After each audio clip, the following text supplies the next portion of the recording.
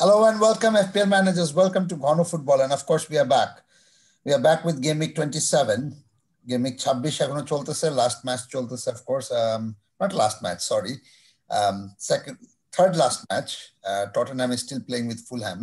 আর আমরা সেই সময় রেকর্ড করছি। সো যারা যারা সাউন্ডকে ক্যাপ্টেন দিছেন বা হ্যারি কেনকে ক্যাপ্টেন দিছেন, all the best. Penalty already VAR cancel করছে। মোনাজাত ধরেন, হ্যারি কেনের যে মোনাজাত ধরেন। এইখানের একটা পেনাল্টি ক্যান্সেল গেছে অলরেডি, আর ফনের একটা পটেনশিয়াল অ্যাসিস্টও ক্যান্সেল গেছে।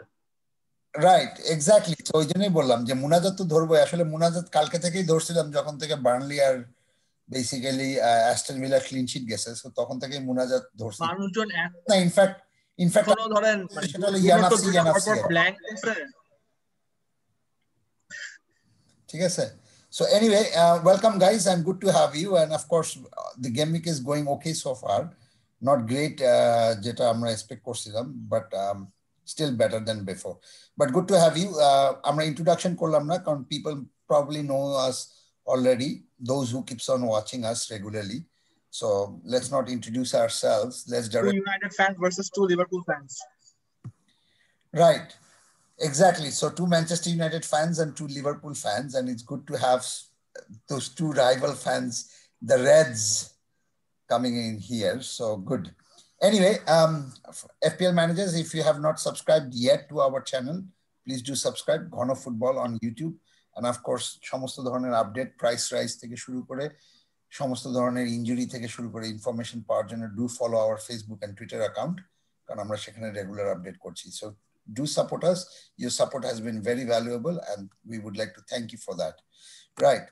Okay, so guys, যেটা করব আর কি আমরা আজকে, তাহলে আমরা বরাবরের মতো ফিক্সচার্স, ঠিক আছে, আমরা প্লেয়ার স্ট্যাটিস্টিক্স করব, প্লাস আমরা কিছু পার্টিকুলারলি স্পেশাল একটা সেকশন আছে আমাদের, যেখানে আমরা দুইটা পার্টিকুলার টিমের কয়েকটা প্লেয়ারকে নিয়ে আমরা কথা বলবো। So that special section is there. এরপরে আমরা আলটিমেটলি ক্যাপ্টেন্সিতে চলে যাব, এবং ক্যাপ্টেন্সিতেও আমরা আলটিমেটলি ডিফেন্সিভ টিমের অ্যানালাইসিস করব। So will do that as well. So ফিক্সচারের ক্ষেত্রে আমি প্রথমে Parvez, let's start. Nadeem, game 27 হলো একটা মিনি ডাবল গেমিং। তো এখানে নতুন করে কিছু বলার নাই। আমরা গত কয়েকদিন থেকে এটার উপরে মোটামুটি সবাই জানে যে আসলে ম্যানচেস্টার সিটি এবং সাউথহ্যাম্পটনের একটা ম্যাচ এখানে বাড়তি হবে। তো ম্যানচেস্টার সিটি এইখানে যে ম্যাচটা খেলবে, একটা তাদের চিরশত্রু ম্যানচেস্টার ইউনাইটেডের সাথে হোম ম্যাচ, এবং আরেকটা খেলবে হলো সাউথহ্যাম্পটনের সাথে, বর্তমান যাদের আসলে সব দিক থেকেই আর কি একটা খারাপ সময় যাচ্ছে। তো আর একটা সাউথহ্যাম্পটনের যে দুটা ম্যাচ আছে, তারা দুটা অ্যাওয়ে ম্যাচ খেলবে, একটা শেফিল্ডের সাথে এবং আরেকটা হলো ম্যানচেস্টার সিটির সাথে।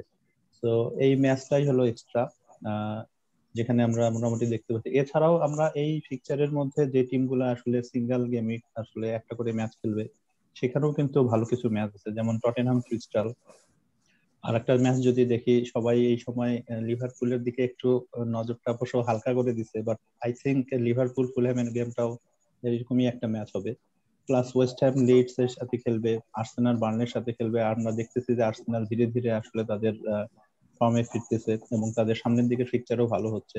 প্লাস ইন্টারেস্টিং আরেকটা জিনিস হলো ওয়েস্ট ব্রুম কিন্তু সামনের দিকে যে গেমগুলো আসতেছে, ওয়েস্ট ব্রুমের ফিকচারও কিন্তু ভালো, এবং ওয়েস্ট ব্রুম কিন্তু মোটামুটি একটা ওভারকাম করছে। তারা আসলে নতুন কোচের আন্ডারে একটু সমস্যার মধ্যে ছিল, বাট তারা এখন আস্তে আস্তে ব্যাক করতেছে। এবং আরেকটা পিকচার হলো Aston villa versus Wolves. Right Parvez, আমি একটু ইন্টারাপ্ট করব, সরি, অবশ্যই ইন্টারাপ্ট করব। এবং সেটা হলো যে ওয়েস্ট ব্রমের প্লেয়ারের ক্ষেত্রে কিন্তু আমাদের একটা স্ট্যাটস আছে, যেটা আমরা আজকে করব। So just for the viewers. Right Parvez. Aston ভিলার দিকে এই ম্যাচটাও ফোকাস করার মতন, যে উলসের সাথে এই ম্যাচটা, তাদের অ্যাস্টন ভিলারও একটু খারাপ সময় যাচ্ছে, কারণ তাদের মেইন প্লেয়ার গ্রিলিশ একটু অফ ইনজুরিতে আছে। বাট অ্যাস্টন ভিলার জন্য যে জিনিসটা হলো, তারা 29 গেম উইকে তারা আছে, সেহেতু অ্যাস্টন ভিলার অ্যাসেটদেরকে ওইখানে আমরা নিয়ে আলোচনা করবো এই গেম উইকে।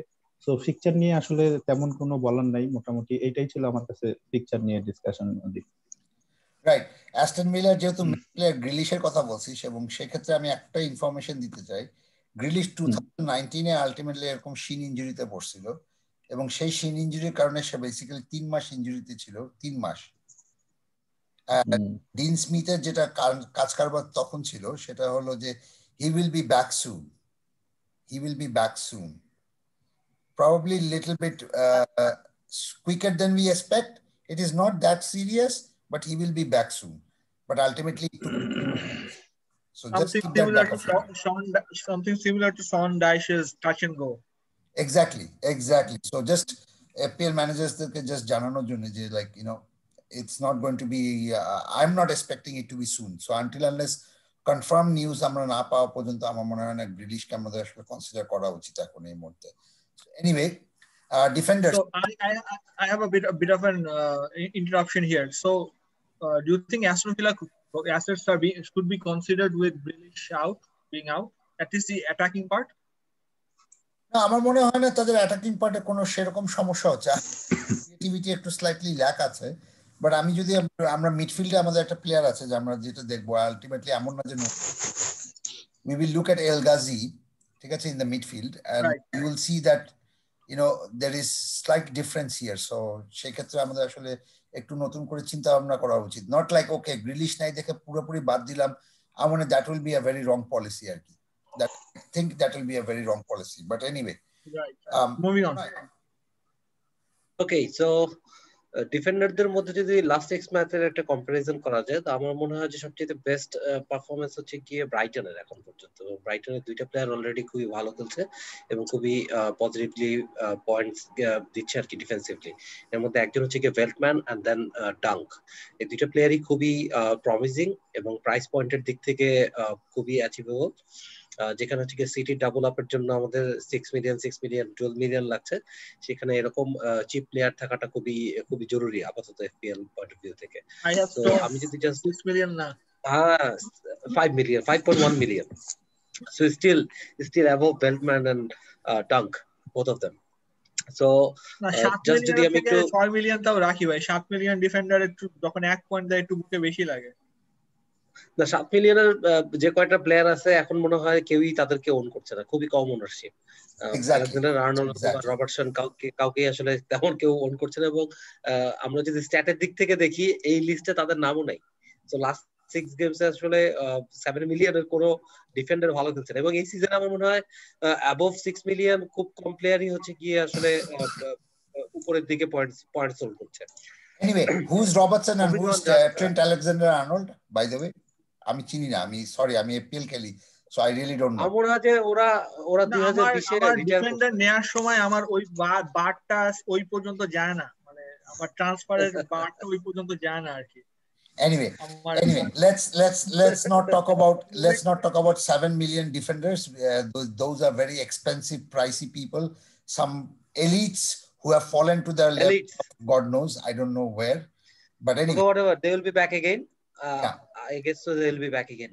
Yeah. Maybe so let's focus on this one. Yeah. They will be back again. Okay. So chance created যদি আমরা জাস্ট স্ট্যাটটা দেখি যে 3টা প্লেয়ার চান্স ক্রিয়েটেড সমান আছে এবং 9টা চান্স ক্রিয়েট করেছে লাস্ট 6 ম্যাচে। এর মধ্যে ভেলপ্যান একজন, সেকেন্ড অরিয়ার এবং থার্ড ক্রেসওয়েল, এবং তিনজনই খুবই ভালো পারফর্ম করছে। আর গোল স্কোরিং এর দিকে যদি দেখি তাহলে বার্টলি ওয়েস্ট ব্রম আলবিয়নের, যদি ওয়েস্ট ব্রমও খুব ভালো খেলছে লাস্ট ফিউ গেম উইকসে আসলে ডিফেন্সিভলি এবং অ্যাটাকিং পয়েন্ট অফ ভিউ থেকে ভালো খেলছে। এবং কারেন্টলি যে ম্যাচটা চলছে এভারটন এবং ওয়েস্ট ব্রমের মধ্যে, সেখানেও আসলে ওয়েস্ট ব্রম অ্যাটাকিং সাইড থেকেও যথেষ্ট এগিয়ে আছে এবং এখন পর্যন্ত গোল কনসিড করেনি। সো এবং 29 গেম উইকে কিন্তু ওয়েস্ট ব্রমের ফিকচারও আছে। সো আমার মনে হয় যে যারা হচ্ছে কি লং টার্ম প্ল্যান করছেন এবং ব্ল্যাক গেম উইকে খেলার জন্য প্লেয়ার খুঁজছেন, তাদের জন্য ওয়েস্ট ব্রমের প্লেয়ার ডিফেন্সিভ 29 এ ওয়েস্ট ব্রম নেই। Okay, I'm very sorry. 29 Aston Villa, Brighton. Right. Okay, Brighton. So Brighton কে আমরা হচ্ছে ক্যাপিটালাইজ করতে পারি এখানে।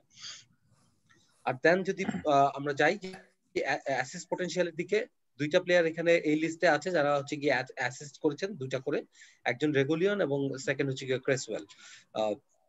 ক্রেসওয়েল একদম সিজনের শুরু থেকে এই পর্যন্তই আসলে কনসিস্টেন্টলি ভালো খেলে যাচ্ছে। এবং প্রাইস পয়েন্ট যদি দেখি, ক্রেসওয়েলের বেস প্রাইস ছিল 5.5 আই গেস। সো এইটা হচ্ছে কি অলরেডি 5.8 এ চলে গেছে। 5 ছিল, ওকে 5 থেকে 5.8। সো ওনারশিপ কিন্তু ধীরে ধীরে অনেক বাড়ছে। এবং আমার মনে হয় যে এখন ওয়েস্ট হ্যামের যে ফিকচার একটু ডিফিকাল্ট, আরো 2টা বা 3টা গেম উইক পর্যন্ত ডিফিকাল্ট থাকবে, তারপরে কিছুটা বেটার গেম উইকের দিকে যাবে। সো আমার মনে হয় ক্রেসওয়েলও খুবই পটেনশিয়াল একটা প্লেয়ার হতে পারে হচ্ছে গিয়ে ডিফেন্সিভ দিক থেকে। আর এরপরে যদি দেখি আমরা এক্সজি, প্লিজ নাথিং কিছু বলতেছিলি? No, right, I said go on. Okay, so এরপরে যদি দেখি যে শর্টস অন টার্গেটেও আসলে লাস্ট 6 ম্যাচে ভেল্টম্যানের সাথে কম্পিট করার মতো কেউ নেই। ভেল্টম্যান এবং ডাঙ্কি হচ্ছে গিয়ে এদিক থেকে এগিয়ে আছে। আর লাস্ট অফ অল যদি দেখি বিগ চান্স ক্রিয়েটেড দিক থেকেও আসলে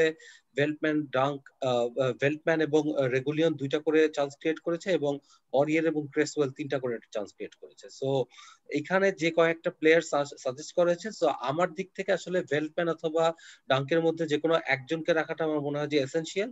আর দেন যেহেতু রেগুলিয়নের হচ্ছে গিয়ে 29 গেম উইকে আছে, রেগুলিয়নে খুবই potential. Apart from city assets, আসলে এই 3টা প্লেয়ার আমার মনে হয় যে খুবই লুক্রেটিভ হবে। Right. So anyone, why not Warrior? আমার মনে হয় যে ওরিয়েরের প্রতি আসলে আমার ইটা একটু কম। আমি জানি না, এটা হচ্ছে আমার পার্সোনাল দিক থেকে যে ভালোবাসাটা কম আসলে। 5.2 এর প্লেয়ার, আমার মনে হয় যে রেগুলিয়ার হচ্ছে কি আসলে better performing, better points return দিচ্ছে ওরিয়েরের থেকে। সো অলরেডি যাদের হচ্ছে কি কেইন এবং সন আছে, তাদের আসলে একটা স্পটই থাকবে টটেনহামের দিক থেকে। সো সেই দিক থেকে আমার মনে হয় যে রেগুলিয়ান যারা ডিয়ার নিছিলেন বা আর কি তাদের জন্য একটু সমবেদনা হালকা। হ্যাঁ, আমি আসলে প্রাইস পয়েন্টের জন্য হচ্ছে কি ডিআর কে নিয়েছিলাম, এবং যেহেতু ওই সময় ফিকচার ভালো ছিল, but somehow it failed. Anyway, let's move to the next section. I have one point to make in the defensive section আর কি, যে Veltman is an excellent choice. Brighton, he has producing excellent stats, but Veltman basically plays at the right wing back position. Veltman has been playing there because Lamptey has been injured, and right now Lamptey has, I think, come back to training. So Veltman যারা consider করবেন তারা একটু ল্যাম্পটির আপডেটটা একটু জেনে নিয়েন যে how well is he back, or if he's good enough to start a game বা কিছু, because a fit Lamptey is probably first choice over Veltman. Right, that's a very good point. But এখানে interesting ব্যাপার হলো আমরা এখানে আজাই and বার্টলিকে রাখছি, ঠিক আছে? And I think I'll tell you why we kept it, because এটার কারণ হচ্ছে যে বেসিক্যালি ওয়েস্ট ব্রম এখন পর্যন্ত পুরো সিজনে 20টা গোল দিছে, only 20 goals, 26 গেম মিকে মাত্র 20টা গোল দিছে। তার মধ্যে আজাই দিছে 2টা গোল, বার্টলে দিছে 3টা গোল। সো বেসিক্যালি তারা দুইজনে মিলেই, দুই ডিফেন্ডার মিলেই দিছে 5টা, যেটা আলটিমেটলি টোটাল গোল কন্ট্রিবিউশন হলো 25%। বাট আমরা এই দুইটা ডিফেন্ডারকে কখনো কনসিডার করি না সাম রিজন, বাট বিকজ আমি এখন কেন বলছি এটা, এন্ড এই কারণে আমাদের এদেরকে আনানো হয়েছে যে because West Brom is looking now slightly different. আমি বলছি না যে তারা রাতারাতি চেঞ্জ হয়ে গেছে, but they are playing superb. Take them, jump on them, no. But definitely two people to be considered, keeping in mind the form of West Brom. They are playing really good. They were really unlucky not to lose with Burnley, and I think they have done very well in the last match as well. So do consider and do keep these two people in mind. They're not very expensive either. Anyway, midfielders. হ্যাঁ, মিডফিল্ডারে যদি আসি তাহলে আমাদের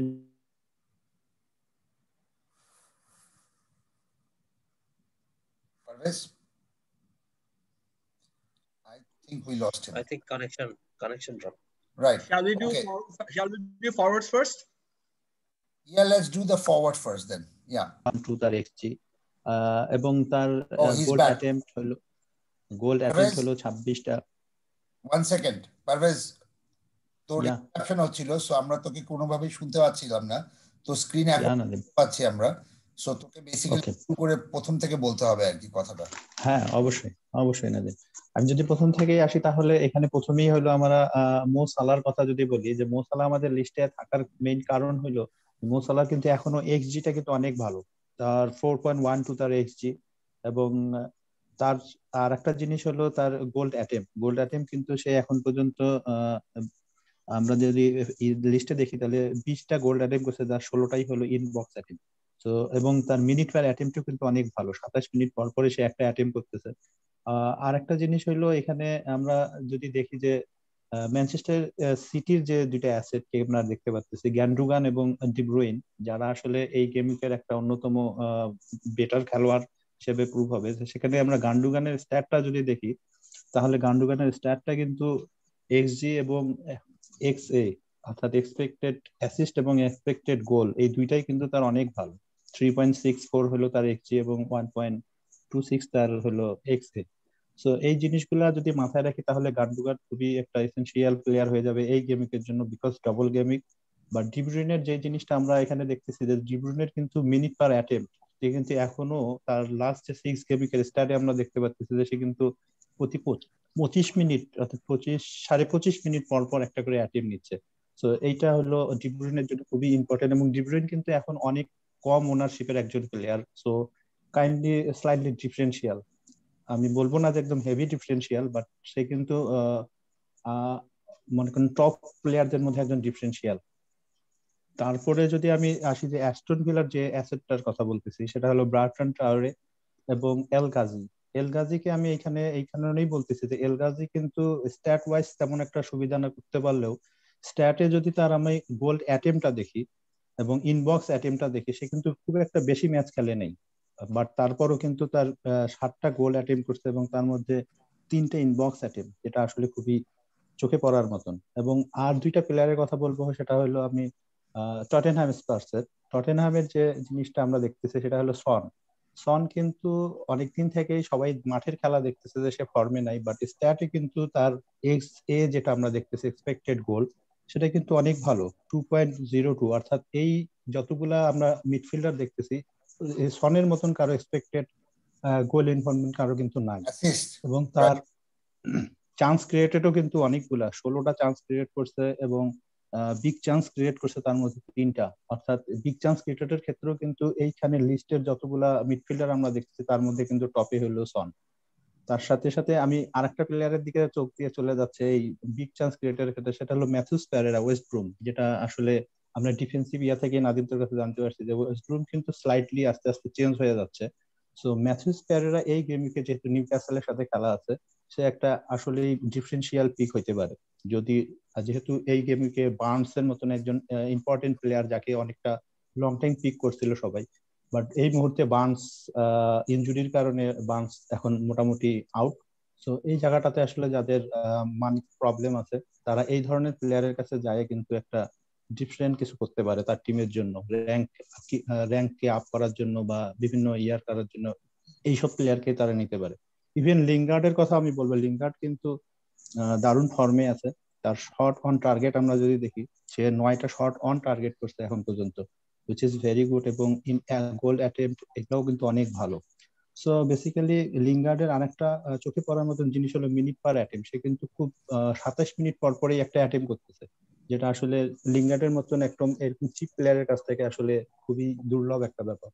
so মোটামুটি যদি আমরা মিডফিল্ডারদেরকে এরকম comparison করি, তাহলে এই প্লেয়ার গুলার বাইরে আমার তেমন কোনো প্লেয়ারের প্রতি ইন্টারেস্ট নাই। এই প্লেয়ার গুলার মধ্যেই মোটামুটি আমার ইন্টারেস্ট থাকে। সো নাদিম, এটাই ছিল মোটামুটি। এখানে একটা ইন্টারেস্টিং ব্যাপার যেটা আশফাক অলরেডি জিজ্ঞেস করছিল, যে গ্রিলিশ না থাকার কারণে ultimately what will happen to Aston villa. আমি যদি দেখি যে বার্টন ট্রায়ার এন্ড এল গাজি, আমরা এল গাজির কথা মনে আসছিল, বার্কলে যখন চলে গেছিল ইনজুরিতে, তখন কিন্তু এল গাজি এসে কিন্তু প্রথম 5টা ম্যাচে কিন্তু 5টা গোলই ছিল তার, এবং কিন্তু সে বিগত 2টা ম্যাচ খেলেছে, তার মধ্যে কিন্তু অলরেডি একটা ম্যাচে তার গোল আছে।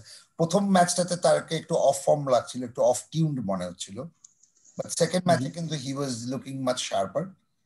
আই থিঙ্ক আমরা স্ট্যাটস দেখতেছি এখানে বাটন ট্রায়ারে এবং এল গাজির মধ্যে কিন্তু আমি যদি শুধু গোল অ্যাটেম্পটস ইন বক্স দেখি, তাহলে কিন্তু 0.9 আর 0.7, আই মিন সরি 9টা শট আর 9টা ইন বক্স, 7টা ইন বক্স, আর এল গাজির হলো 7টা অন অ্যাটেম্পট আর 3টা on target. So it's still not looking bad, ঠিক আছে। সো বেসিক্যালি রেশিও যদি আমি করি, পার ম্যাচে একটা করে তারা অ্যাটলিস্ট মিনিমাম গোল অ্যাটেম্পটস থাকছেই তাদের মিনিমাম, এবং that is coming from inside the box.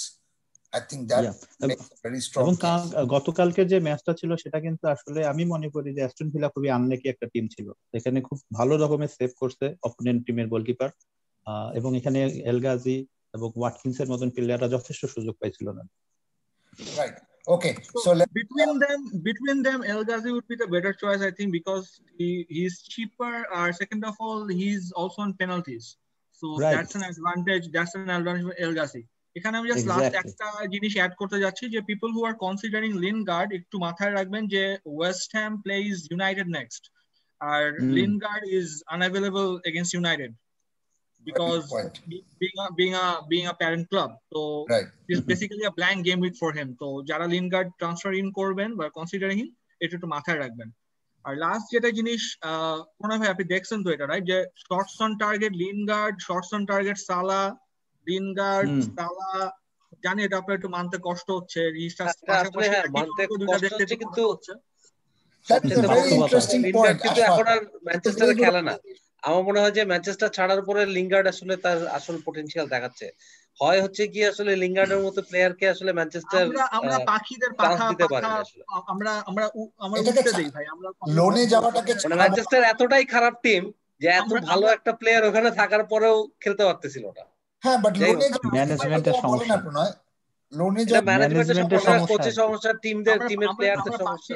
আমরা পাখিদের উঠতে দেই ভাই। আপনাদের শাকিরি নামে এরা কোন আসলে প্লেয়ার আছে মানে আমি যেটা একটা কথা বলবো যে এরা আসলে প্লেয়ারদেরকে মূল্যায়ন করতে পারে না। এরা যেমন মরিনহোকে হাতে পাইছিল, মরিনহোকে হাতে পাওয়ার পর হাত থেকে চলে গেছে। Okay, there is enough discussion about that. Let's move to the forwards. Ashfaq, quickly take it through. Right, so forward jara consider korben, first of all, due to a disappointing game week 26 has almost been completed, so ekhon jara forward consider korben obviously সেই ধরনের forwards consider করবেন that has a game on game week 29, game week 29 এর কথা ভেবেই obviously তারা forward consider করবেন। First of all, Antonio is an excellent choice. Antonio plays Arsenal. So Antonio last 6 matches after statistics given that XG is 5.52, which is among the highest. West Hammer at a borrow advantage হচ্ছে গিয়ে they are pushing for the Champions League places, so they have much to gain. They are playing with that mindset, etc. একটু পারভেজ ভাই ওখানে একটু ভূত কি জানি দেখা যাচ্ছে, আমি সেটা এই মুহূর্তে ইগনোর করার চেষ্টা করলাম। তো অ্যান্টোনিওর ব্যাপারটা যেটা সেটা হচ্ছে গিয়ে ওয়েস্ট ব্রমের আর কোনো রেকগনাইজড স্ট্রাইকার নাই, তো Antonio is almost has zero rotation risk. In terms of assists or XG, he has become kind of an all-round player. Your expected goals but expected assists, bitai tar chances খুব high. They have decent fixtures. They have a fixture in game week 29. So with that price range 6 to 6.5, Antonio is probably one of your best choices. Diagne, Nadim bhai একটু আগে যেটা বলতেছিলেন যে West Brom has become a different team nowadays. They are improving. They have everything to play for, being relegation threatened, one of the favorites to be relegated. So Diagne is the center to all of their attacks. He's not as clinical, যেটা আমি দেখছি আর কি, যে মানে অন্যান্য strikers at that point range ওইভাবে clinical না, but Diagne is the center to most attacks that West Brom has. So Diagne's ownership is very, very low. So if you have him, Bakisu, it can be a great differential. Richarlison scores, by the way. Right. So who got the assist? Assist করছে হচ্ছে গিয়ে Sigurdsson. Yeah, assist করছে Sigurdsson. Okay. So Parvez ভাই captain ছিল Dominic ক্যালভার্ট-লুইন, তো Dominic ক্যালভার্ট-লুইন খুব একটা ভালো করতেছে না, চান্সেস আর ওই একটু পরে সাবড অফ হবে। Anyway, moving on. So again, most informed, one of the most informed strikers এই মুহূর্তে, game week 29 he is the favorite captaincy choice, I think. Or last year's game week say goals is 3, shots on targets is up there with the highest with Antonio.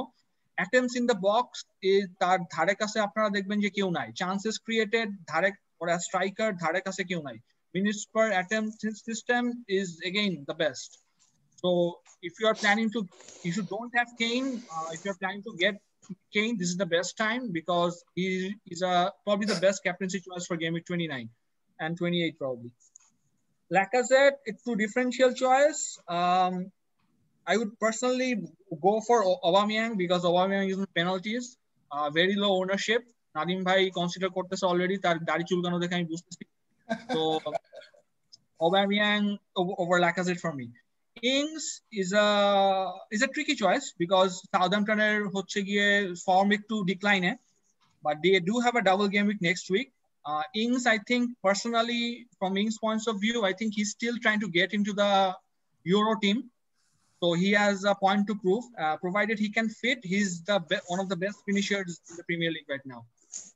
Watkins, again, Aston Villa niye amra details already onek discuss korchi already. So Watkins amader concern chilo je with Grealish gone je tar goal involvement একটু কমে যাবে, but দেখা গেছে যে এখন FPL goal involvement over the last matches is 75%, which is one of the highest. Expected assets is the highest at 1.07. Big chances is 0. So even with Grealish gone, he's getting the chances. আর আমার মনে হয় ও আগে যে ভাবে মানে perform করে আসতেছে এখনো পারফর্ম করতে পারবে. Right. So that's about the forward captaincies for me. Right. Forward Okay. options for me. Okay, so I'll take to the next slide, and we will be talking about Tottenham and Tottenham Assets.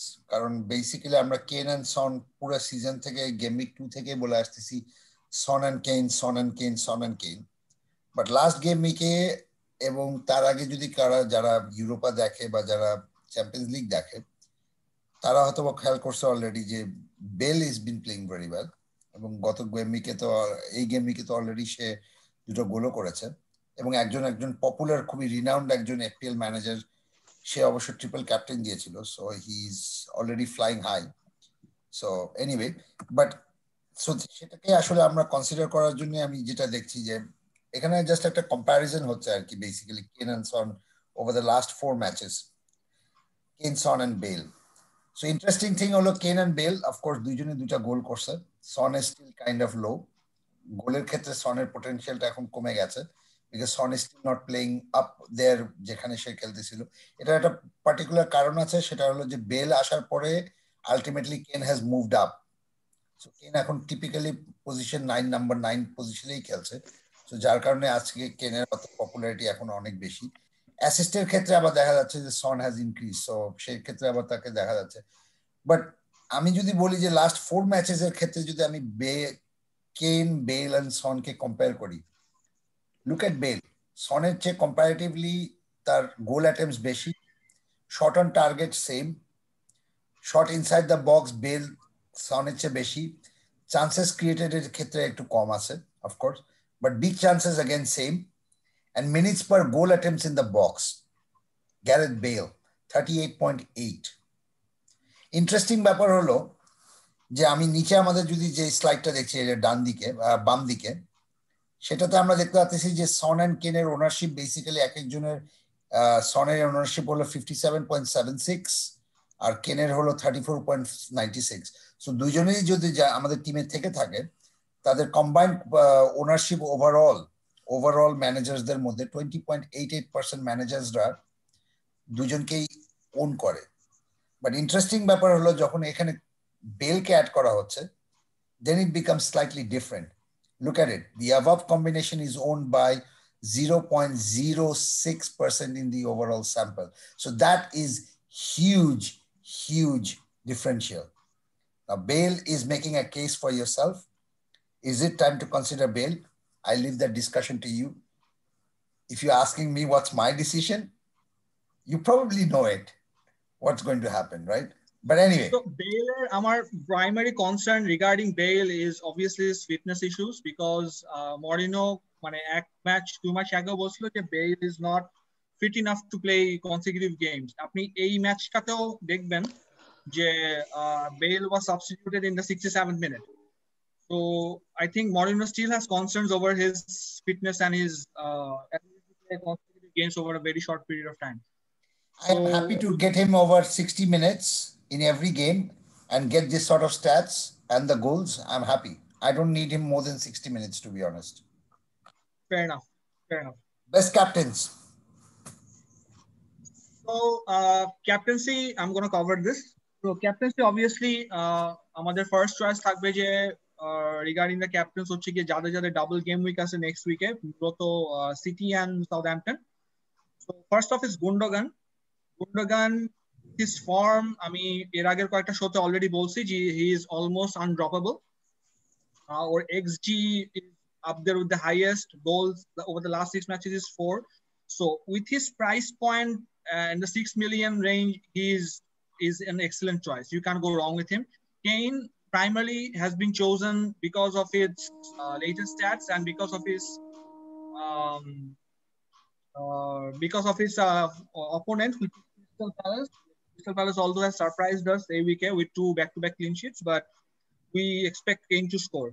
Ings, provided I think he can surprise everyone. He's one of the best finishers in the game. I'm not expecting much from the City game, but I'm expecting probably at least a decent haul from the Sheffield game. De Bruyne, on a low ownership, if you own De Bruyne, he can be a great differential. Expected assist, highest in over the last 6 game weeks, chances created highest. So very good differential captain option if you own De Bruyne. Right. Okay, so before we move on to the next part, আমি just এখানে একটা defensive stat দেখাচ্ছি সেই সব টিমের যেসব টিমের বিপক্ষে ultimately D Bruyne, Gundogan, Harry Kane and plus Ings খেলবে. So if you look at the blue ones are basically the second worst and the yellow ones are the worst. So এই ক্ষেত্রে আমি যদি দেখি Southampton over the last 6 matches has the worst goal conceded stats. And of course, on target shots considered, again, Sheffield has the worst one. And of course, minutes per on target shots considered, again, it's Sheffield United, যাদের ultimately defensive record সবচেয়ে খারাপ. But of course, তার পিছনে আছে of course Southampton, কারণ 16.36 plus on target এর ক্ষেত্রে আমি যদি দেখি Sheffield and Southampton. So basically, I'm just saying Southampton and Sheffield খেলা আসলে there is going to be a lot of goals. That's what I'm expecting in this match. And to be honest, Man City is really going to capitalize on the Southampton match. Maybe the Manchester United game will be cagey, but I think the Southampton game might be just a bit open for them. But anyway, that's the stats to consider. Manchester City and Manchester United defense looks much. So it's a personal question from the Southampton attacking point of view. Except Ings, do you have any other options to consider? I don't think so. I really don't think so. Anyone else? I'm not going to shout Che Adams, huh? No. No. I don't think apart from Ings, there is no other player from Southampton. Right. Okay, Ashfaq. Right. So Exactly. So the last, the home and away section for the captains. I really like the option of Minamino, provided he was fit. I don't think he's gonna be fit. So that's another discussion altogether. That's another Anyway. Adam Lallana brought in. Anyway. Well put. So season so far, Gundogan,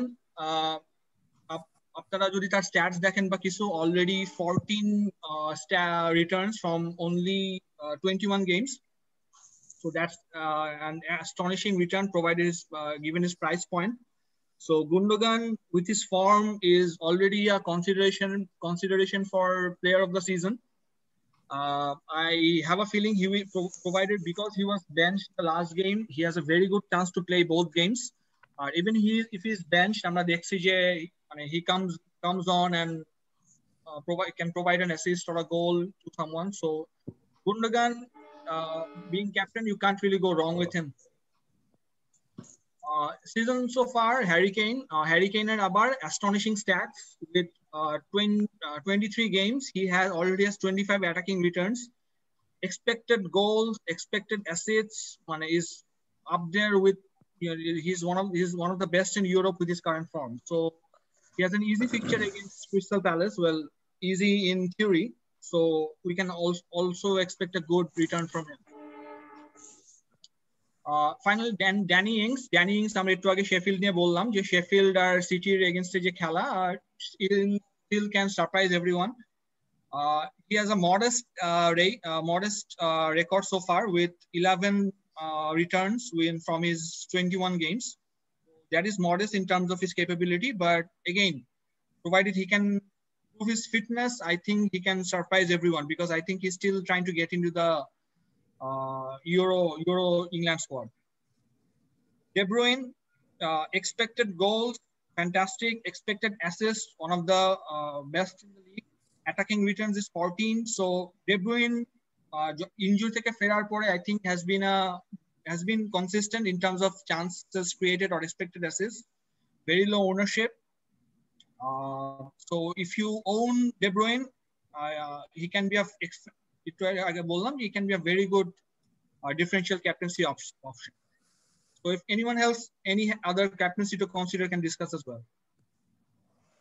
Okay, I'd just like to ask a personal question. So who's planning to captain whom next game week? I'll go with De Bruyne. And what is the I'll leave Cancelo and then take De Bruyne for the next game week. But De Bruyne, because I think আপনি কথাটা বলার জন্য thank you. এই জন্য আমি day Bruyne আনবো না। আপনি ক্যাপ্টেন্সি দিবেন মানে ডে ব্রুইন ফ্লপ করবে, তো এই জন্য আমি ডে ব্রুইন আমার কিন্তু ক্যাপ্টেন চয়েস মোটামুটি ভালো হয়, ঠিক আছে? ক্যাপ্টেন চয়েসের দিক থেকে সেক্ষেত্রে you should look at me, সেক্ষেত্রে ইউ কুড এটা নাদিম বললে আসলে বেটার হইতো, মানে নাদিম বললে একদমই হচ্ছে কি আমাদের চারটা like you can I am the কুফা ক্যাপ্টেন, ঠিক আছে, অলওয়েজ, ঠিক আছে। বাট এনিওয়ে আশফাক, এইখানে আরেকটা জিনিস আমি ইনক্লুড করব যে এখানে কিন্তু একটা জিনিস আমরা যদি স্ট্যাট থেকে দেখি যে কেনের কিন্তু হোম ফর্মটা কিন্তু দুর্দান্ত, তার এক্সজি কিন্তু দুর্দান্ত, এবং এই ম্যাচে ক্রিস্টালের সাথে হোম খেলবে, এবং ক্রিস্টালের কিন্তু লাস্ট 6 গেম উইকে যেটা গোল শট কনসিডেড এটা কিন্তু সবচেয়ে খারাপ হলো ক্রিস্টালের। সো সিঙ্গেল গেম উইক হলো দুইটা ক্লিন শিট এই উইকে ক্রিস্টালের হাইয়েস্ট স্কোরিং আর কি ডিফেন্ডার্স হচ্ছে প্যালেস, যদিও Keane is headed for a 17-point haul. Anyway, আমার choice probably Gundogan. I think he will play both matches. I think he has a good chance to score in both games. Right. Parvez? হ্যাঁ নাজিম, আমি আসলে কেন এবং গান্ডুগানের মধ্যে একজনটাকে চিন্তা করতেছি। Most probably গান্ডুগান, কারণ তার দুইটা ম্যাচ। ডিফারেন্সিয়ালের কি হলো? ডিফারেন্সিয়াল তো আসলে সব সময় খেলা যায় না। ডিফারেন্সিয়াল আমি যেমন আগের গেমে করছিলাম, ক্যান্সেলকে বাদ দিয়ে ডিব্রুইনকে আনছিলাম, যেটা আমার ক্লিক করছে আর কি। যাই হোক, এনিওয়ে সামনের দিকে কি করব জানা এখনো আমি ঠিক করি নাই আর কি। Right, so here is a blunder that I want to tell you. আমি আলটিমেটলি ডিসিএল কে বের করে দিয়েছিলাম, এবং আমি সালাকে এই গেম উইকের জন্য সালাকে বের করে আলটিমেটলি আবার যখন আমি এভারটনের স্ট্রাইকারকে কনসিডার করছিলাম, অলরেডি কথা বলতেছিলাম বারবারে যে রিচার্লিসন, কিন্তু আনার সময় আমি আলটিমেটলি ডিসিএল কে আনছি। So anyway, that is a big blunder from my side. I wish I would have brought Richarlison in. Who's your captain? But anyway, thank you so much, guys. This has been a Who's your captain? Who's your captain? Captain, of course, Harry Kane. Come on. There's okay. To talk about it. You took Harry Kane? You took Harry Kane? Of course, he's still in my team. Anyway, thank you so much, everyone. And our FPL managers, do subscribe to our channel. And if you haven't watched, and of course, if you do like it, please do like it and take care. And we will see you next week again. And of course, we'll be back again tomorrow with other episodes. But until then, take care. Bye-bye. Bye.